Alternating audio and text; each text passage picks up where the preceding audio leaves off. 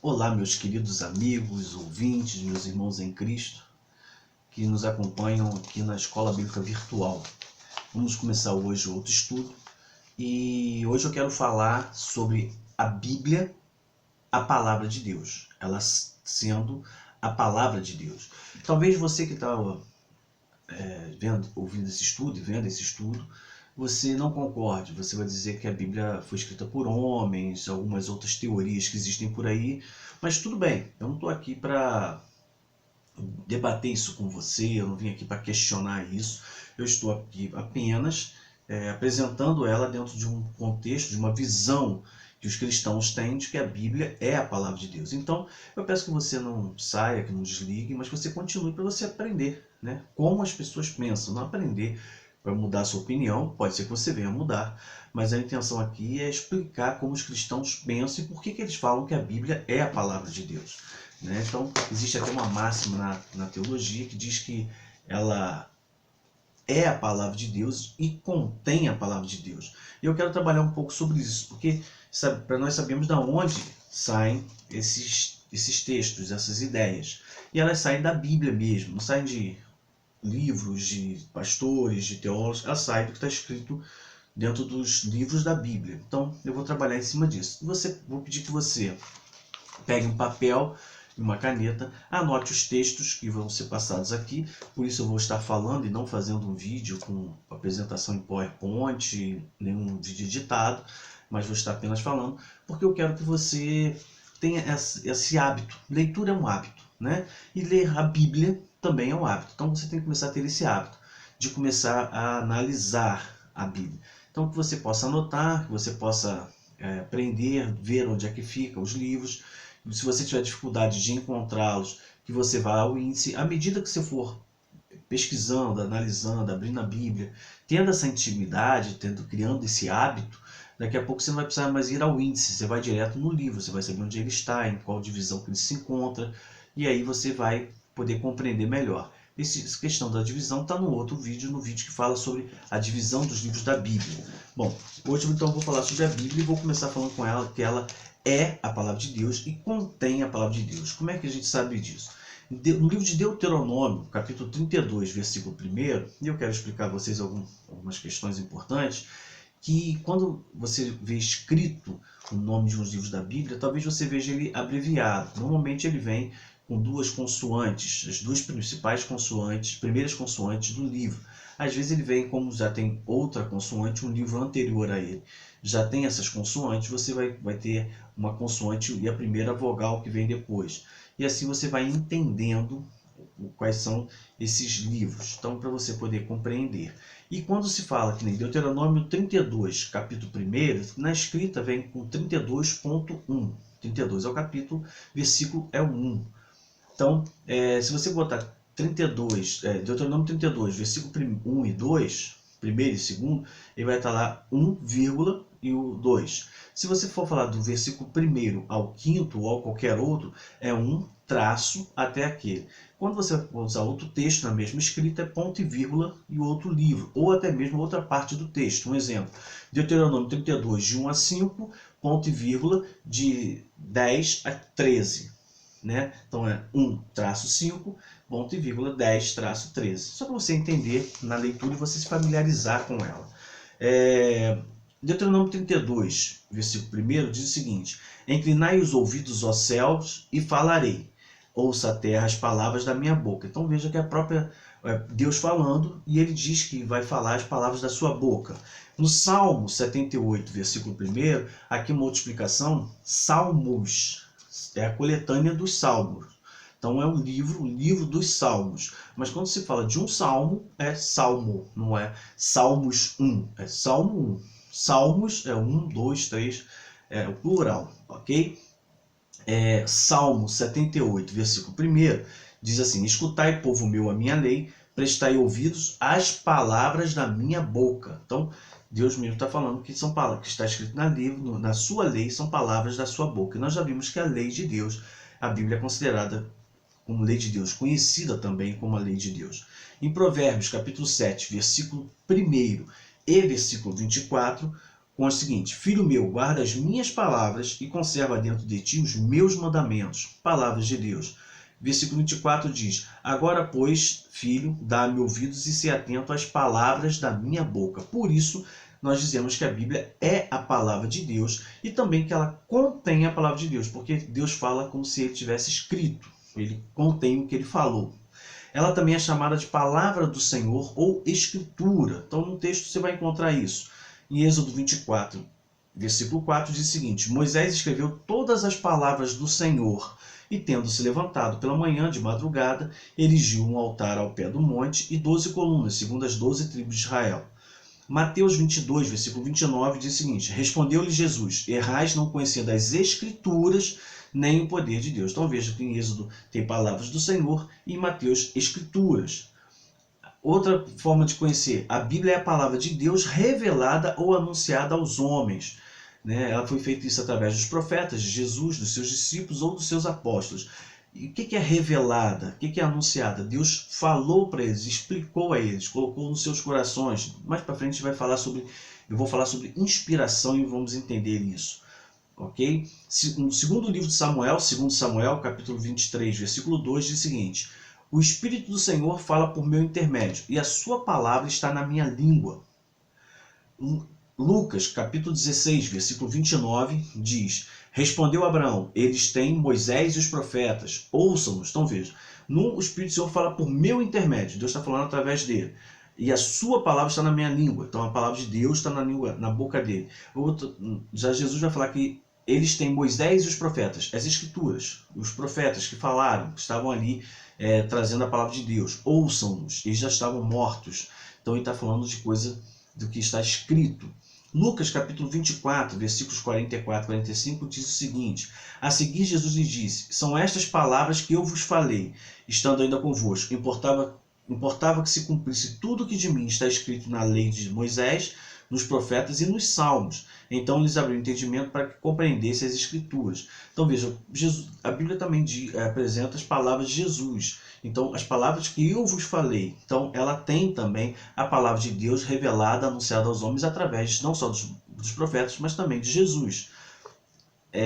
Atos capítulo 3, versículo 21 diz o seguinte: Atos 3, 21, ao qual é necessário que o céu receba até os tempos da restauração de todas as coisas, de que Deus falou por boca dos seus santos profetas desde a antiguidade. A palavra santo, tanto no hebraico quanto no grego, tanto kadosh quanto hagios, significa separado, separado para um fim específico. Então, os servos de Deus eram separados para trabalhar, para servir especificamente a Deus. Então, quando se diz aqui santos profetas, eram aqueles pessoas separadas para anunciar as mensagens de Deus desde a antiguidade. No livro de Hebreus, capítulo 1, versículos 1 e 2, diz o seguinte: havendo Deus outrora falado, muitas vezes e de muitas maneiras, Deus falando da sua palavra, da sua boca, revelando através de várias formas, aos pais, pelos profetas, nestes últimos dias nos falou pelo Filho, Jesus Cristo, a quem constituiu o herdeiro de todas as coisas, pelo qual também fez o universo. Primeira carta de Pedro, capítulo 1, versículo 25, 1 Pedro 1, 25, diz o seguinte: a palavra do Senhor, porém, permanece eternamente. Ora, esta é a palavra que vos foi evangelizada. Então veja, os evangelhos também, eles trazem a mensagem de Deus, a palavra de Deus. Então Deus anunciou, revelou a sua palavra através de várias formas, profetas, evangelistas, apóstolos, Jesus, de várias formas. Então, nós vemos desse meio. Como é que Deus fez isso? Deus utilizou homens para falar. Ele utilizou pessoas para transmitir as suas palavras ou para escrevê-las. E como é que Deus fez isso? Ele inspirou através do Espírito Santo. E a Bíblia nos diz essa inspiração. É a Bíblia que nos diz isso. Lá em 2 Timóteo 3,16, diz assim: toda a Escritura é inspirada por Deus e útil para o ensino, para a repreensão, para a correção, para a educação na justiça. Mais à frente eu farei um estudo sobre inspiração, para a gente entender isso melhor. Inspiração, revelação, nós vamos entender isso melhor. Mas aqui está dizendo que toda a Escritura foi inspirada por Deus às pessoas, esses homens santos, separados. 2 Pedro 1, 21 diz: porque nunca, jamais, qualquer profecia foi dada por vontade humana. Entretanto, homens santos, homens separados, falaram da parte de Deus, movidos pelo Espírito Santo. Então, deixa bem claro que tudo que está na Bíblia, tudo que está escrito, que foi anunciado, que foi profetizado, todos os livros foram são resultado de inspiração do Espírito Santo na vida das pessoas. Ele foi lá e colocou as pessoas para falar. As pessoas não escreveram o que queriam. Elas foram pessoas que falaram da parte de Deus, inspiradas pelo Espírito Santo. É o que a Bíblia diz, é o que nós acreditamos. Então, quando nós falamos da Bíblia, nós estamos dizendo a mesma coisa. Falamos de Escritura Sagrada, a Palavra de Deus, Escrituras, Palavra do Senhor, lei, mandamento, preceitos. Estamos falando da mesma coisa. A única atenção que eu quero, um alerta que eu quero dar aqui para vocês é o seguinte. A gente ouve muitas pessoas falando assim, porque a palavra de Deus diz. Bom, uma coisa é quando eu leio a Bíblia, e eu leio ela, um texto dela, e apresento apenas o texto. Outra coisa é quando eu leio a Bíblia para mim. Então a palavra de Deus diz, fala para mim, eu falo de um versículo, falo, que nem eu estou dizendo aqui, livro tal, capítulo tal, versículo tal, a palavra de Deus está dizendo ali. Mas quando eu começo a dar interpretações ao texto, eu começo a dar explicações, já deixa de ser que a palavra de Deus diz e já entra a minha explicação. Então, para que eu possa afirmar que a palavra de Deus diz, ou ela é pessoal, ou eu apenas cito o texto. Eu não posso trabalhar o texto, porque aí vai ser interpretação e depende da linha que se pega em alguns textos, dependendo do que está sendo tratado, ok? Para que você possa entender. Então, é muito importante entendermos isso. Outra questão que é importante entender é que a palavra de Deus ela é eterna, ela não para, ela existe desde antes da escrita e com a escrita ela continua sendo eterna, ela não acaba. Isaías 48 diz o seguinte, seca-se a erva e cai a sua flor, mas a palavra do nosso Deus permanece eternamente. Então a palavra de Deus nunca vai terminar, ela vai continuar. Então essa ideia de que o Antigo Testamento acabou, não está nos textos bíblicos, não tem base bíblica para isso. Ela é viva e eficaz, significa então que ela mostra e ensina sempre algo novo para a gente, viva e eficaz. Quem diz isso? Hebreus 4:12, porque a palavra de Deus é viva e eficaz, mais cortante do que qualquer espada de 2 gumes, e penetra até o ponto de dividir alma e espírito, juntas e medulas, e é apta para discernir os pensamentos e propósitos do coração. Então, a palavra de Deus, a Bíblia, ela é viva e eficaz, ela está sempre nos ensinando, sempre pronta para nos ensinar, nos capacitar em algo novo. E por que isso? Porque a Bíblia é a lei do Senhor. Em Isaías 34:16 diz, buscai no livro do Senhor e lede, nenhuma dessas criaturas falhará, nem uma nem outra faltará, porque a boca do Senhor ordenou, e o seu Espírito mesmo as ajuntará. Então, ela é o livro da lei do Senhor, o livro do Senhor. Por ser o livro da lei, ela contém a lei, os juízos, preceitos, mandamentos, conforme vai sendo apresentado nas traduções. Então, quando a gente lê lá no Salmo 19, versículo 7 a 11, é um acróstico, e vai falar, esse Salmo 119, vai falar todo da Bíblia, todo da lei de Deus, é o Salmo 119, de 7 a 11, diz o seguinte, a lei do Senhor é perfeita e restaura a alma, o testemunho do Senhor é fiel e dá sabedoria aos simples. Os preceitos do Senhor são retos e alegram o coração. O mandamento do Senhor é puro e ilumina os olhos. O temor do Senhor é límpido e permanece para sempre. Os juízos do Senhor são verdadeiros e todos igualmente justos. São mais desejáveis do que o ouro, mais do que muito ouro depurado, e são mais doces do que o mel e o destilar dos favos. Além disso, por ele se admoesta o teu servo, em os guardar a grande recompensa. Então ele fala da lei, testemunho, preceitos, mandamento, temor, juízos. Tudo dentro dos textos que estão ali, que vão formar a Bíblia. Em Salmo 119, versículo 97 ao 106, diz o seguinte, quanto amo a tua lei, é a minha meditação todo dia. Os teus mandamentos me fazem mais sábios do que os meus inimigos, porque aqueles eu os tenho sempre comigo. Compreendo mais do que todos os meus mestres, porque medito nos teus testemunhos. Sou mais prudente do que os idosos, porque guardo os teus preceitos. De todo o mau caminho desvio os pés, para observar a tua palavra. Não me aparto dos teus juízos, pois tu me ensinas. Quão doces são as tuas palavras ao meu paladar. Mais que o mel à minha boca. Por meio dos teus preceitos consigo entendimento. Por isso detesto todo o caminho de falsidade. Lâmpada para os meus pés é a tua palavra e luz para os meus caminhos. Jurei e confirmei o juramento de guardar os teus retos juízos. Então veja que fala de lei, mandamentos, testemunhos, preceitos, juízos, palavra, retos juízos. Tudo que forma a Bíblia, textos bíblicos, ordenanças de Deus que vão formar a Bíblia. Por isso que a Bíblia às vezes fala, a Bíblia é a palavra de Deus, é a lei de Deus. Por causa disso, desses textos que apresentam. Outra coisa, ela não apresenta apenas os ensinamentos de Deus, mas apresenta também os ensinamentos de Jesus, que é o Deus encarnado. Em Mateus 5, 22 e 28 diz assim: Eu, porém, vos digo que todo aquele que sem motivo se irar contra seu irmão estará sujeito a julgamento, e quem proferir um insulto a seu irmão estará sujeito a julgamento no tribunal, e quem lhe chamar tolo estará sujeito ao inferno de fogo. Jesus fala, eu também vos digo, né? Eu porém vos digo. E no versículo 28 ele fala a mesma coisa, eu porém vos digo. Jesus falando, qualquer que olhar para uma mulher com intenção impura no coração já adulterou com ela. Palavras de Jesus. João 12, 47 e 48 diz assim, se alguém ouvir as minhas palavras e não as guardar, eu não o julgo, porque eu não vim para julgar o mundo e sim para salvá-lo. Quem me rejeita não recebe as minhas palavras e tem quem o julgue. A própria palavra que tenho proferido, essa o julgará no último dia. Então Jesus, a Bíblia vai apresentar que os ensinamentos de Jesus também fazem parte dos textos bíblicos que formam a Bíblia. Então os ensinamentos de Jesus também fazem parte da palavra de Deus, entendendo que Jesus e Deus são a mesma pessoa. Ele e o Pai são um só.